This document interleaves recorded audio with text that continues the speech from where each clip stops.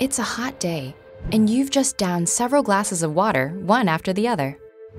Behind the sudden urge that follows are two bean-shaped organs that work as fine-tuned internal sensors.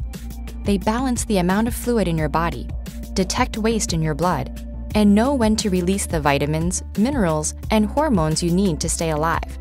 Say hello to your kidneys. The main role of these organs is to dispose of waste products and to turn them into urine.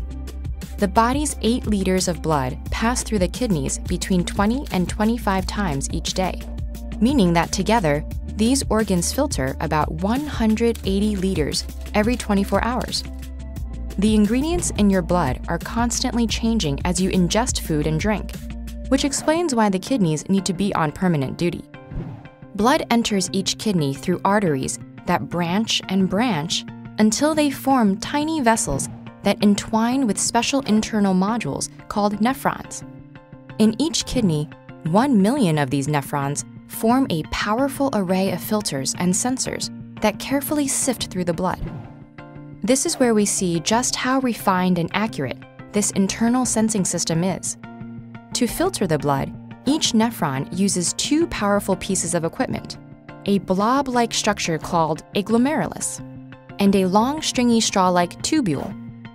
The glomerulus works like a sieve, allowing only certain ingredients, such as vitamins and minerals, to pass into the tubule.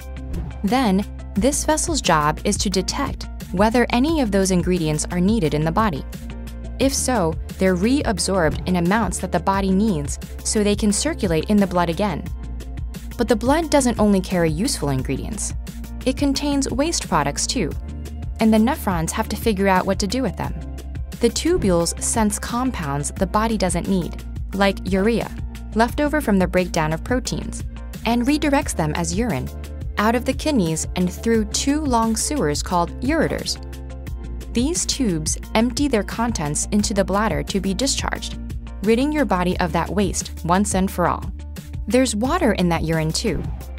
If the kidney detects too much of it in your blood, for instance, when you've chugged several glasses at once, it sends the extra liquid to the bladder to be removed. On the other hand, low water levels in the blood prompt the kidney to release some back into the bloodstream, meaning that less water makes it into the urine. This is why urine appears yellower when you're less hydrated. By controlling water, your kidneys stabilize the body's fluid levels. But this fine balancing act isn't the kidney's only skill. These organs have the power to activate vitamin D to secrete a hormone called renin that raises blood pressure, and another hormone called erythropoietin, which increases red blood cell production. Without the kidneys, our bodily fluids would spiral out of control. Every time we ate, our blood would receive another load of unsifted ingredients. Soon, the buildup of waste would overload our systems and we'd expire. So each kidney not only keeps things running smoothly, it also keeps us alive. Lucky then that we have 2 of these magical beans.